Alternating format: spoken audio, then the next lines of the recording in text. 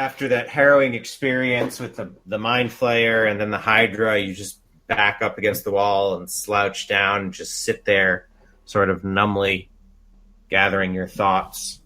Yeah, maybe let's do a quick little funeral thing for Jeff, Roland. You notice a very heavy, unpleasant musk hanging in the air as you walk past this room. And looking in, you can see there are a number of cages with beasts in them on either sides of this room. And at the center, there is a large cauldron with a fire built underneath. A pair of Darrow are standing on either side of it. The Darrow seem very absorbed in bickering and stirring whatever is in this large pot, and they don't seem to notice you. The cavern continues on in the direction you were heading. But you can see that there are a couple of exits on the opposite side of this room. Roland, lead the way. You're not going to go in the room, you're just going to keep moving? Yeah, why would I go in the room with the beasts? Fuck that. No. I mean, aren't we we're looking out for the shadow dudes, right? You're looking out for the gray ghosts, and then there's cultists. These Darrow look suspiciously a lot like cultists. Ooh. Shall we? After you. So, I mean, we are supposed to kill either or? Like, we don't... it's not like we're favoring one over the other? Lisa pointed you sort of towards the gray ghosts as thieves who may have some information or may have stolen these items that she's talking about. The Mind Flayer just wants you to kill and destroy as many of either of these groups as you can. And it's just two of these dudes in this room and they haven't seen us? They haven't noticed you. There's only two of them, except for all of the creatures in cages, and they're very large creatures in cages. Well, shall we? We shall. Both Darrow look up from the cauldron, and one of them points over at you and goes, They both actually run away from you and into a crack in the wall. Oh. Crack in the wall? Mm-hmm. Uh-oh. Oh, boy. They're not in the room anymore. Well, I guess we gotta move along this damn tunnel and see if there's another room that they fucking slipped into. Alright, so you're just gonna leave it alone and keep moving on down the tunnel? Could I roll something like nature or something to see if I can tell that they're like war dogs or animals that they use for hunting? And you can identify that they are gorillas, but it's really hard to see from where you're standing anything more than that. There appears to be like 5 or so of them in there. Okay. Each locked in its own cage. Alright, so you continue on down the path. You see very shortly in a passageway that leads off to your right with a door. I stop again, whisper, so what do you think? Should we go check it out or keep on moving? You're the boss. Why am I the boss? Because you're the boss. Jeff's dead, so now you gotta be the leader. What if I don't want that responsibility? I'm not being the boss. Well, then I guess it's a democracy, so what do you say? Do you want to go down there or not? I say majority rules. Alright, well, I'm for going down there. What do you think? I'm for going down there. Alright, let's go. Let's go! The door opens into a winding cavern. You begin making your way down the cavern, and you get to a part where you start to see a bit of light flickering around this bend, and you hear some muttering and mumbling coming from around the bend, and some moaning as well. Can I try and listen to see if I can understand anything that's happening, like the sounds? Yeah, roll perception. Yeah, it sounds like some sort of spell of some sort is being chanted, in addition to what are almost certainly the moans of the undead. Oh, boy. Alright, well, I think I hear some sort of spell chanting or something, and I also pretty sure I hear undead down there, Calvinist. We may want to turn back. Well, what are we gonna do if we turn back? Keep looking for cultists and the ghost walker dudes. Let's scope it out. You want me to cast that stealth thing? Alright, yeah, let's go for it. Fuck yeah! You cast. Pass without trace? Yeah!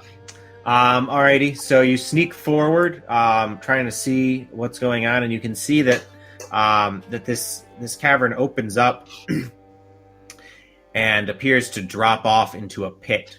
And standing on the edge of this pit is a Darrow in long, flowing robes, and he's mumbling and muttering something to himself.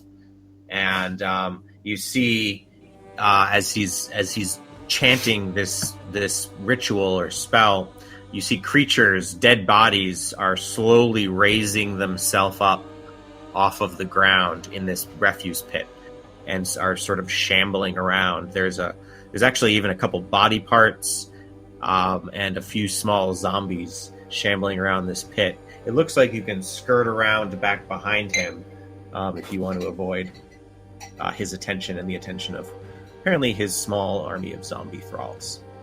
Calvinus says to Roland, "Hey, Roland, just so you know, I have one more spell I can cast. That's it. Until I have a long rest. I could do like one healing spell, basically. That's it. Yeah, I'm all out of spells, too. So let's be really careful. Just try to stealth our way through this shit. So we could try and sneak past this guy or go back the way we came? Let's sneak. All right, let's do it. You don't have to keep rolling. You can keep your original roll. Just stay behind me. I'll turn into like a bear when we start to fight or whatever." How far down is that pit? Like, are they like super like in a pit, or they're just kind of like? It's like 10 feet down. Oh, so they could definitely get out. Yeah. As you're traveling through these caves that seem to wind around and curve back on themselves, you reach another fork, and this fork is covered in moss and fungi. You can see actually a couple of mushrooms that you recognize here, as well as some that you have never seen before. But it is extremely overgrown. It seems to come to a dead end, but it also turns back to the right as well. Does it seem like a safe place to take a long rest? Probably the safest out of any place you've been to so far. At least you can back up against these doors. Yeah. And I may be able to use my first level spell slot to cast something that would help us too. Hide deep in these mushrooms. Yeah, so go ahead and give me a survival check, Andy, at advantage to try to sort of mask your location as you rest here. All right. You do a pretty good job. So you cover yourself up in mushrooms. This is probably one of the least comfortable nights you've had so far, especially in comparison with the fact that you've actually had a bed lately. You know you're in a place that is somewhat heavily trafficked, or at least more heavily trafficked than you would like. But you guys lay down to rest, setting up your alarm. Now, exactly how is your alarm getting set up? You have some options. Are our backs against the wall here? That's what I would assume, as you guys went up into the dead end. Yeah. Yeah. And then I would place it. It can be a 20-foot cube. Mm-hmm. So I would do like a cube, basically like here, so that it would encompass both entrances if anybody set it off. And is it an audible alarm or a mental alert? No, it'll be a mental alarm. I don't want it Right. to actually make audible noise. Over the night, you're actually woken up a few times as creatures pass by. There are some Darrow that pass by you, a couple of Duragar. You even see some Myconids actually passing through, but none of them notice you as you're laying there. So it's a harrowing night, but you make it through nonetheless. Although something interesting does happen as you're sleeping there. Where you have your backs up against, there's actually a door in that wall, and it's opened, and somebody goes out and back in it over the course of the evening as you're laying there. So it is not actually a dead end, but they don't notice you, and you get a long rest, and you are all rested up for the following day. Cool. Hell yeah. So what do you think, Calvinus? Should we try and go through that door or keep moving? Hell yeah, let's go through that door. Here, let me cast this Pass Without Trace again. Pew! Alrighty. Oh, damn, my stealth is a 30 then? Fuck yeah. Calvinus, you need to roll stealth as well. Let's do it. Oh. Roland fortunately gets there before Calvinus stomps his way around the bend. Roland, you see on the opposite side of this door, this tunnel is climbing up and upward as well as you go, and after a steady upward climb, it opens into a huge, well-lit chamber. The glow of phaserus and bioluminescent fungi compete with shafts of white light that fall upon naturally formed shelves along the walls, as well as a rocky mesa at the center of the cavern. Crudely formed ramps connect the different levels of the mesa up to the height of its two topmost tiers, which are linked by a sturdy bridge. Atop one of those tiers sits a large red egg. Atop the other stands a 50-foot tall obelisk made of smooth black metal with a few noticeable imperfections, as though small parts of it were somehow chipped away. A female Darrow stands close to the obelisk, gently patting and stroking its surface. The obelisk flashes once, the glow of Phaedrus around the cavern flaring in response. The Darrow squeals with glee as she snatches an object up from the ground, then writes something down in a small notebook. What the fuck? There's very high likelihood of us dying. I mean, that's what it's always been like. Let's do it for Jeff. Yeah, for Jeff. You guys both sneak up to right outside this cavern. You see on this mesa, this 50-foot tall obelisk on one side with this very fancily dressed Darrow woman sitting there chanting at something and rubbing it, and she's looking at this item that she's got in her hand. It looks like a piece of jewelry. The other Darrow on that side of the mesa with her has run over and is also like sort of supplicating himself in front of her and praising the jewelry in her hand. They're all doing this in their own nasty language, so you can't really understand anything they're saying. The other Darrow on the opposite side appear to be doing some sort of chant as they are moving slowly around this egg. And then out of the darkness comes a crossbow bolt that hits straight into the shoulder of this girl, makes her drop the piece of jewelry she's holding, and she turns and screams,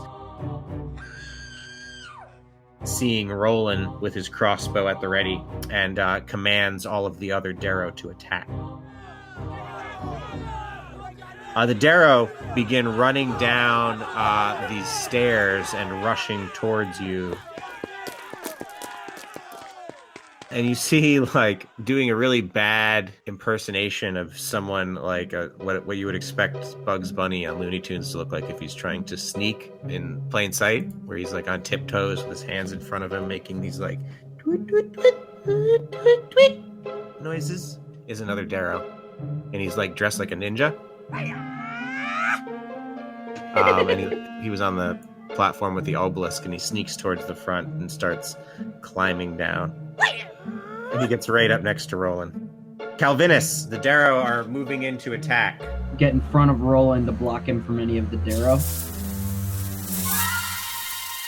Stay Use my body for cover. Yeah, use my body for cover. All right, I'll do my best. Oh yeah, then I'm gonna attack the ninja. All right. Attack All right. the ninja. Attacking! So you snap at this Darrow, and he nimbly lifts his feet out of the way. And then up by the ceiling in this room, back from the way you came, a couple of rays hit. Getting intense. You see your vision start to get a little hazy, but it clears up and you manage to maintain control over yourself. I need Roland to make a Constitution save. Can't slap the Constitution. Roland, you are paralyzed. You cannot Something paralyzed me. And as you look back to where these rays are coming from, you see this large green floating head with 4 eye stalks and a single eye, and a large mouth full of razor-sharp teeth floating in this alcove above you.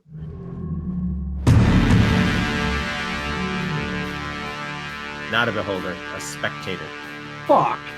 And the savant at the top of the mesa by the obelisk moves forward and starts muttering something, moving her hands in front of her face, and you see as sort of magic dust starts dripping from her fingers.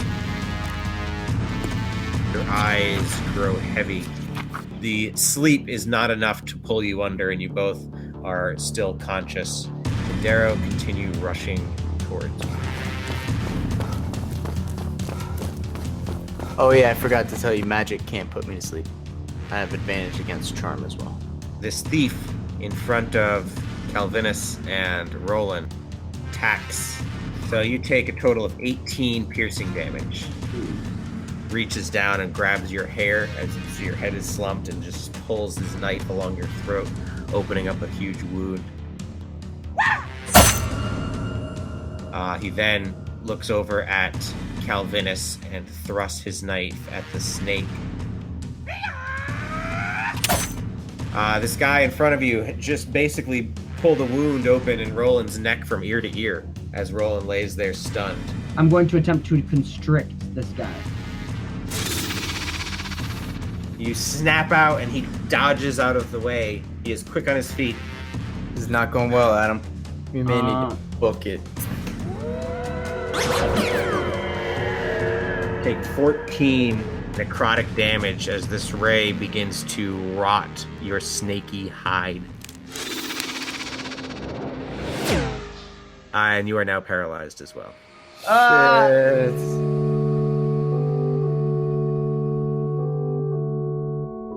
It's been an honor traveling with you, even though I gave you shit all the time. This is part of the best time I've had all my life.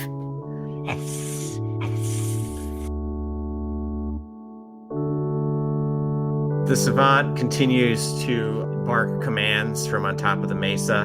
Go ahead and make a Constitution save, Roland. Hey, you can move. This would be a real good time for Bupito to show up as like the king of the Darrow.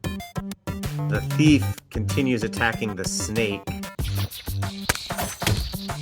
Take 19 piercing damage from this guy's attack, and then 6, and then 8. And 6, and then 8, so I am now a firebolt. Oh wait, and then plus another 3. Alright, so you can make a Constitution save. Bitch slap the Constitution.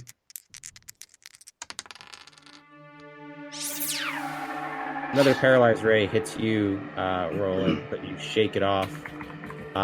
You are hit, Calvinus, with a necrotic wounding ray and take 15 necrotic damage as your skin begins to peel off of your body.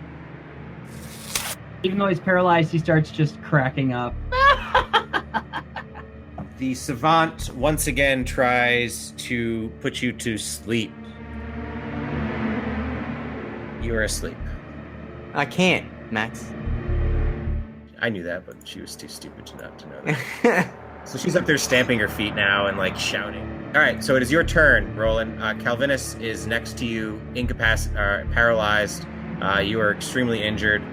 Calvinus is also extremely injured. You have no less than 7 Darrow in front of you and this spectator behind you. What do you want to do?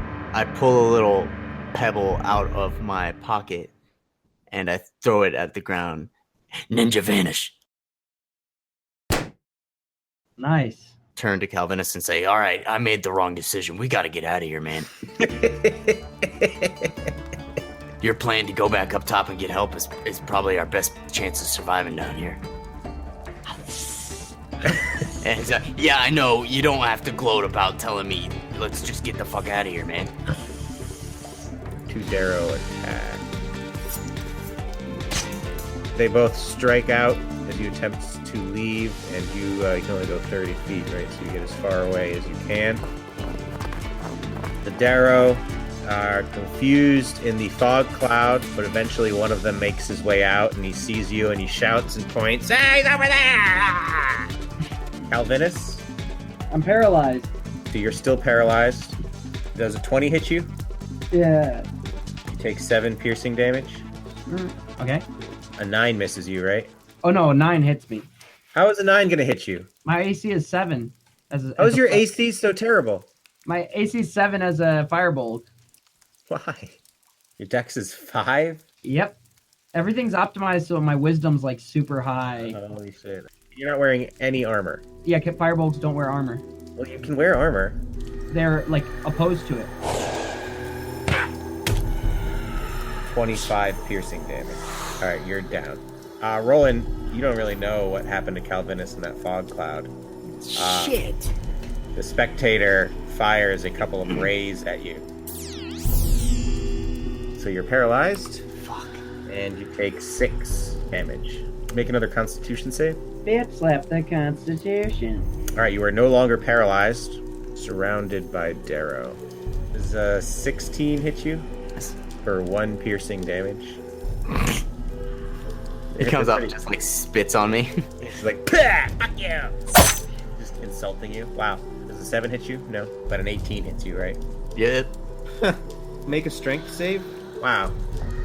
This guy doesn't actually attack you. He just trips you, so you're now you have fallen on your back Oh man. with 3 Darrow in front of you. You get hit with 2 rays. You withstand the effects of one, but the other one is a necrotic ray, and your skin begins to peel away, and you fall down unconscious. That's not gonna end well.